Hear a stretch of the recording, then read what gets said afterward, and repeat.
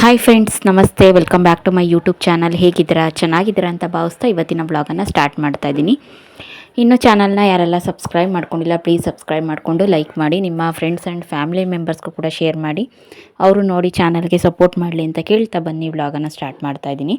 ಇನ್ನು ಇವತ್ತಿನ ಬ್ಲಾಗಲ್ಲಿ ಬೆಳಗ್ಗೆ ನೀರು ಬಿಟ್ಟಿದ್ರಲ್ವ, ನೀರೆಲ್ಲ ಅಡಿತಾ ಇದ್ದೀನಿ. ನೋಡ್ತಾ ಇರ್ಬೋದು, ಈ 3 ಕೊಡ ಇಟ್ಕೊಳ್ತೀವಿ ಕುಡಿಯೋದಕ್ಕೆ. ಅದಾದ ನಂತರ ಒಂದು ಚಿಕ್ಕ ಅಂಡೆ ಥರ ಅದರಲ್ಲಿ ನೀರು ಇಟ್ಕೊಳ್ತೀವಿ. ಸಾಕಾಗುತ್ತೆ ನಮಗೆ. ಒಂದಿನ ಇವತ್ತು ಬಿಟ್ಟಿದ್ದಾರೆ ಅಂದರೆ ನಾಳೆ ಬಿಡಲ್ಲ, ನಾಡಿದ್ದು ಬಿಡ್ತಾರೆ. ಈ ಥರ ಏನಾದ್ರು ಕರೆಂಟ್ ಬೆಳಗ್ಗೆನೇ ಇತ್ತು ಅಂದರೆ ಬೇಗ ಬಿಡ್ತಾರೆ. ಇಲ್ಲ ಕರೆಂಟ್ ಇಲ್ಲ ಅದು ಇದು ಅಂತ ಅಂದ್ಬಿಟ್ಟು ಸಮಸ್ಯೆ ಅಂದರೆ ಕರೆಂಟ್ ಯಾವಾಗ ಬರುತ್ತೆ, ಮಧ್ಯಾಹ್ನನೋ ಸಂಜೆನೋ, ಆವಾಗ ನೀರನ್ನು ಬಿಡ್ತಾರೆ. ಈ ರೀತಿ ನಾನು ಟ್ಯಾಂಕನ್ನು ಸಿಂಟೆಕ್ಸ್ನ ನೆಲ್ಲಿ ಪಕ್ಕಕ್ಕೆ, ಕೊಳಾಯಿ ಪಕ್ಕಕ್ಕೆ ಇಟ್ಟಿರೋದ್ರಿಂದ ನನಗೆ ನೀರು ಎತ್ತೊಯ್ಯಬೇಕು ಅದು ಇದು ಅನ್ನೋದೊಂದು ಸಮಸ್ಯೆ ಇರೋದಿಲ್ಲ. ಬೇರೆ ಕೆಲಸನೂ ಮಾಡ್ತಾ ಇರ್ಬೋದು. ಈ ರೀತಿ ಪೈಪ್ ಹಾಕಿ ಬಿಟ್ಬಿಟ್ರೆ ಸಿಂಟೆಕ್ಸ್ ಒಳಗಡೆ ನೀರು ತುಂಬಿಕೊಳ್ಳುತ್ತೆ. ಹಾಗಾಗಿ ಯಾವುದೇ ಥರ ಪ್ರಾಬ್ಲಮ್ ಇರೋದಿಲ್ಲ. ಇನ್ನು ಬಿಂದಿಗೆಗಳೆಲ್ಲನೂ ಕೂಡ ಈ ರೀತಿ ಬೆಳಗ್ಬಿಟ್ಟು ಅದಾದ ನಂತರ ನೀರನ್ನು ಇಟ್ಕೊಳ್ಳೋದು. ಇದಕ್ಕೆ ಇನ್ನೂ ಒಂದು ಸ್ಟೀಲ್ಗಳು ಅಂಡೆ ಇರ್ತಾವಲ್ಲ, ಅವಕ್ಕೆಲ್ಲನೂ ಕೂಡ ನಾವು ಹುಣ್ಸೆಹಣ್ಣು ಹಾಕಿ ಬೆಳಗ್ದಷ್ಟು ನೀರು ಇನ್ನೂ ಕೂಡ ಚೆನ್ನಾಗಿರುತ್ತೆ. ಅಂಡೆ ಒಂಥರ ಜೋಮ್ ಥರ, ಆಮೇಲೆ ಇನ್ನು ಕೆಳಗಡೆ ಒಂಥರ ಗುಳ್ಳೆ ಬರೋ ಥರ ನೀರು ಆ ಥರ ಏನೂ ಆಗೋದಿಲ್ಲ. ಆಲ್ಮೋಸ್ಟ್ ನೋಡಿರ್ತೀರಲ್ವ, ಈಗ ತಾಮ್ರದ ಬಿಂದಿಗೆಗಳಾಗಿರ್ಬೋದು, ಹಿತ್ತಾಳೆ ಬಿಂದಿಗೆಗಳಾಗಿರ್ಬೋದು, ಆಮೇಲೆ ಸ್ಟೀಲ್ ಅವೆಲ್ಲನೂ ಕೂಡ ಹುಣಸೆ ಹಣ್ಣಿಂದನೇ ಬೆಳಗೋದು. ಹಂಗಾಗಿ ಆದಷ್ಟು ನಾವು ಸೋಪನ್ನು ಸ್ಕಿಪ್ ಮಾಡಬೇಕು. ಆದರೂ ಅರ್ಜೆಂಟಿಗೆ ಏನು ಮಾಡೋದು ಅಂತ ಅಂದ್ಬಿಟ್ಟು ಸೋಪಲ್ಲೇ ಬೆಳಗ್ಬಿಡ್ತೀನಿ. ಆದರೂ ಹುಣಸೆಹಣ್ಣು ಯೂಸ್ ಮಾಡೋದು ಒಳ್ಳೆಯದು, ಆರೋಗ್ಯಕ್ಕೂ ಒಳ್ಳೆಯದು, ಸ್ಟೀಲ್ ಅಂಡೆಗಳಿಗೂ ಒಳ್ಳೆಯದು. ಆಮೇಲೆ ನೀರು ತುಂಬ ದಿನ ಇರುತ್ತೆ. ನೀರು ಒಂಥರ ಪವಿತ್ರವಾಗಿರುತ್ತೆ. ಈ ಥರ ನೀರಲ್ಲಿ ನೀವು ಸೋಪ್ ಹಾಕಿ ಬೆಳಗ್ದಾಗ ಒಂದು 3 ದಿನ ನೀರು ಅಂಡೆ ಒಳಗಡೆ ಇದ್ದಿದ್ದು ನೋಡಿರಿ, ಒಂಥರ ಏನು ಇಟ್ಕೊಳಕ್ಕೆ ಹೋದರೆ ಜಾರ್ದಂಗೆ ಆಗುತ್ತೆ, ಅಷ್ಟು ನೈಸ್ ಬಂದುಬಿಡುತ್ತೆ. ಸೋಪ್ ಇಟ್ಕೊಂಡಾಗ ಹೆಂಗೆ ಜಾರುತ್ತೆ ನೋಡಿರಿ, ಹಂಗೆ ಜಾರ್ತಾ ಇರುತ್ತೆ. ಹುಣ್ಸೆಹಣ್ಣು ಹಾಕಿ ಬೆಳಗಿದ್ದ ಅಂಡೆ ನೋಡಿರಿ, ಆ ಥರ ಇರೋದಿಲ್ಲ. ಹೆಂಗಿರ್ತದೋ ಹಂಗೆ ಇರುತ್ತೆ. ಸ್ವಲ್ಪ ನೀರೆಲ್ಲ ಒಂದು 4 ದಿನ ಇಟ್ಟರೂ ಏನೂ ಆಗೋದಿಲ್ಲ. ಈ ಥರ ಮುಂಚೆ ಎಲ್ಲ ಹುಣ್ಸೆಹಣ್ಣಲ್ಲೇ ಬೆಳಗ್ತಾ ಇದ್ದು, ಇವಾಗ ಎಲ್ಲ ಸೋಪಿನ ಪುಡಿನೋ ಇಲ್ಲ ಸಬೀನೋ ಏನೋ ಒಂದು ಯೂಸ್ ಮಾಡ್ಕೊಳ್ತಾರೆ. ಆಮೇಲೆ ಲಿಕ್ವಿಡು ಇವಾಗೆಲ್ಲ ಥರದ್ದು ಬಂದುಬಿಟ್ಟಿದ್ದಾವೆ, ಅದನ್ನು ಯೂಸ್ ಮಾಡೋದು. ಈಗ ಎಲ್ಲದಕ್ಕೂ ಎಲ್ಲದೂ ನಾವು ಅದೇ ಮಾಡ್ಕೊಂಡು ಹೋಗ್ಬೇಕು ಅಂದರೆ ಆಗುತ್ತಾ? ಟೆಕ್ನಾಲಜಿ ಇಂಪ್ರೂವ್ ಆದಂಗೆ ನಾವು ಕೂಡ ಮುಂದಕ್ಕೆ ಇಂಪ್ರೂವ್ ಆಗ್ತಾ ಹೋಗಬೇಕು. ಯಾವುದ್ಯಾವುದು ಬೇಗ ಕೆಲಸ ಕಾರ್ಯಗಳನ್ನ ಬೇಗ ಮುಗಿಸೋ ಅಂತಹ ಇದನ್ನು ಬರುತ್ತೋ ಆ ಕೆಲಸಗಳನ್ನ ಅಂದರೆ ಶಾರ್ಟ್ಕಟ್ಟಲ್ಲಿ ಮಾಡ್ಕೊಳ್ತಾ ಹೋಗಬೇಕು. ಮುಂಚೆ ಎಲ್ಲನೂ ಈ ಬಟ್ಟೆ ಕೈಯಲ್ಲೇ ತೊಳಿಬೇಕು, ಹಂಗೆ ಹಿಂಗೆ ಅದು ಕಟ್ಟೆ ಹತ್ರಕ್ಕೆ ಹೋಗಿ ತೊಳಿಬೇಕು, ಆ ಥರ ಎಲ್ಲ ಇರ್ತಾಯಿತ್ತು. ಇವಾಗೆಲ್ಲ ನೋಡಿರಿ, ವಾಷಿಂಗ್ ಮಿಷಿನ್ ಅಂತೆ, ಹಾಗೆಯೇ ಇಲ್ಲೇ ಮನೆ ಹತ್ರ ನೀರು ಬರೋದಂತೆ, ಇನ್ನು ಬಟ್ಟೆಗಳು ಹಿಂಡೋದು ಬೇಡ, ಹಿಂಗೆ ಡ್ರೈ ಆಗುತ್ತೆ, ಈ ಥರ ಎಲ್ಲ ಇರುತ್ತೆ. ಈ ಥರ ಟೆಕ್ನಾಲಜಿನೇ ಅಂದರೆ ಕಾಲನೇ ಮುಂದುವರಿಯುವಾಗ ಅದರಲ್ಲಿ ಅದನ್ನು ಹೊಂದ್ಕೊಂಡು ಹೋಗೋರು ನಾವು ಇನ್ನು ಎಷ್ಟು ಒಟ್ಟಿಗೆ ನಾವು ಮುಂದುವರಿಬೇಕಲ್ವ. ಜನಗಳನ್ನೆಲ್ಲನೂ ಹಿಂದಾಕಿ, ಅಂದರೆ ಆಡ್ಕೊಳ್ಳೋ ಅಂಥ ಜನಗಳನ್ನೆಲ್ಲ ಹಿಂದಾಕಿ ನಾವು ಮುಂದೆ ಹೋಗಬೇಕು. ಅವರು ಎಷ್ಟು ಅಂದರೆ ಅವರು 6 ಹೆಜ್ಜೆ ಮುಂದಕ್ಕಿದ್ದಾರೆ ಅಂದರೆ ನಾವು ಇನ್ನೂ 4 ಸೇರಿಸಿ 10 ಹೆಜ್ಜೆ ಮುಂದಕ್ಕಿಡಬೇಕು. ಈ ಥರ ಬುದ್ಧಿನ ಉಪಯೋಗಿಸ್ಬೇಕು. ಅದು ಒಳ್ಳೆ ಥರ ಇರಬೇಕು. ಅಂದರೆ ಯಾವುದೇ ಥರ ಕೆಟ್ಟ ದೃಷ್ಟಿ ಅದು ಇದು ಕೆಟ್ಟದಾಗಿ ಮುಂದೆ ಹೋಗಬೇಕು ಅಂತ ನಾವು ಹೋಗೋದು, ಸೈಡ್ ಹಾಕೋದು, ಈ ಥರ ಆ ಥರ ಇರಬಾರ್ದು.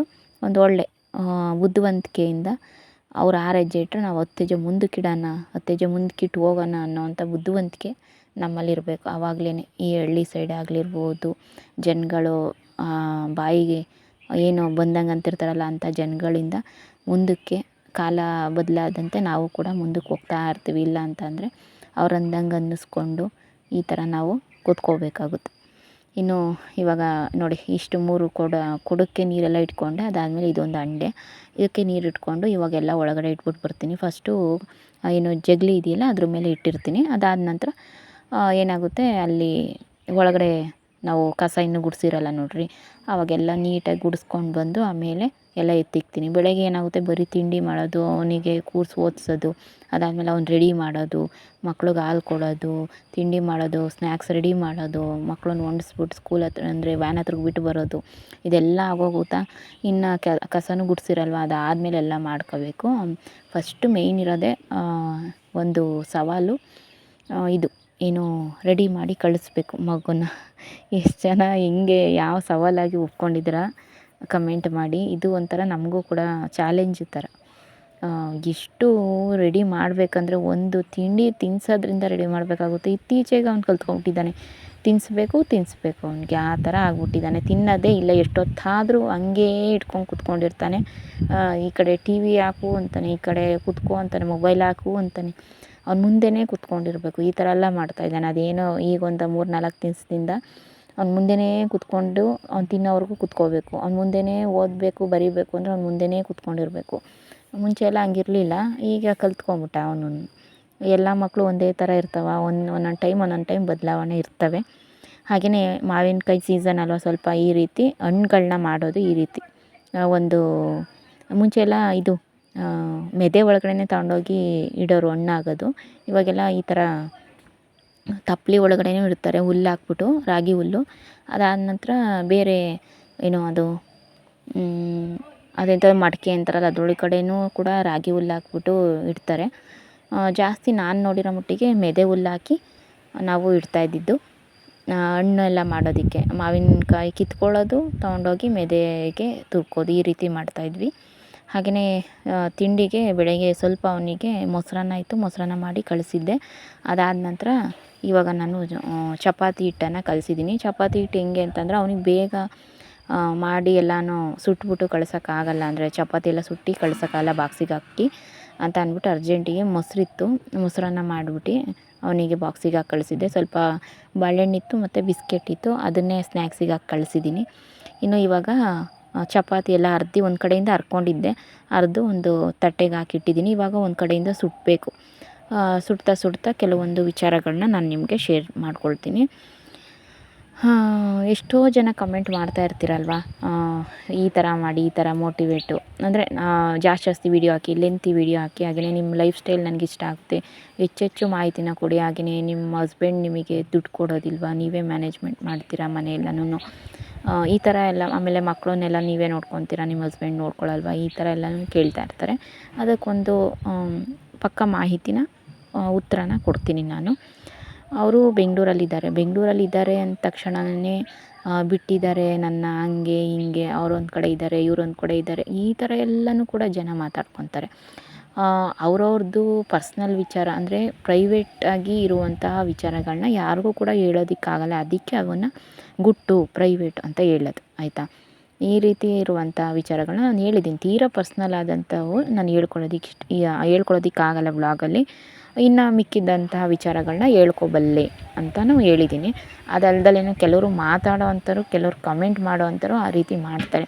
ಅವರೇನೋ ಸಂಬಂಧ ಸರಿ ಇಲ್ವೇನೋ, ಅವ್ರು ಯಾರನ್ನೋ ಇಟ್ಕೊಂಡಿದ್ದಾರೇನೋ, ಮತ್ತು ಮನೆಯಲ್ಲೇ ಅವರು ದಾಂಪತ್ಯ ಜೀವನ ಚೆನ್ನಾಗಿಲ್ವೇನೋ, ಮಕ್ಕಳು ಓದಿಸ್ಬೇಕು, ಹಂಗೆ ಮಾಡಬೇಕು ಹಿಂಗೆ ಮಾಡಬೇಕು, ಬರೀ ಇವರೇ ಮಾಡ್ತಿದ್ದಾರೆ ಅಂದರೆ ಅವ್ರ ಗಂಡಂಗೆ ಇಷ್ಟ ಇಲ್ವೇನೋ, ಈ ಥರ ಎಲ್ಲ ಮಾತಾಡ್ತಾರೆ.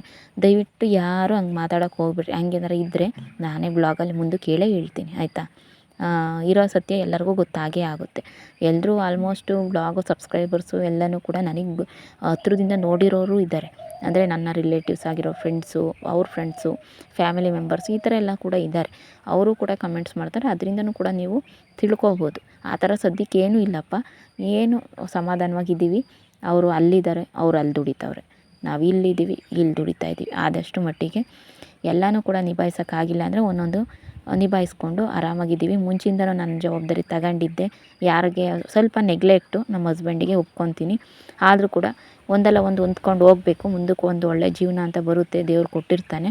ಅದು ತಾಳ್ಮೆ ಇರಬೇಕಷ್ಟೇ ನಮಗೆ, ಅಷ್ಟೇ. ಇನ್ನು ನೆಕ್ಸ್ಟ್ ಬ್ಲಾಗಲ್ಲಿ ಆದಷ್ಟು ಹೇಳ್ತೀನಿ. ಇನ್ನು ನಮ್ಮ ಅಕ್ಕನ ಮಗಳಿಗೆ ಈ ರೀತಿ ಒಂದು ಹೇರ್ ಸ್ಟೈಲ್ನ ಮಾಡಿದ್ದೆ, ಹೇಗಿದೆ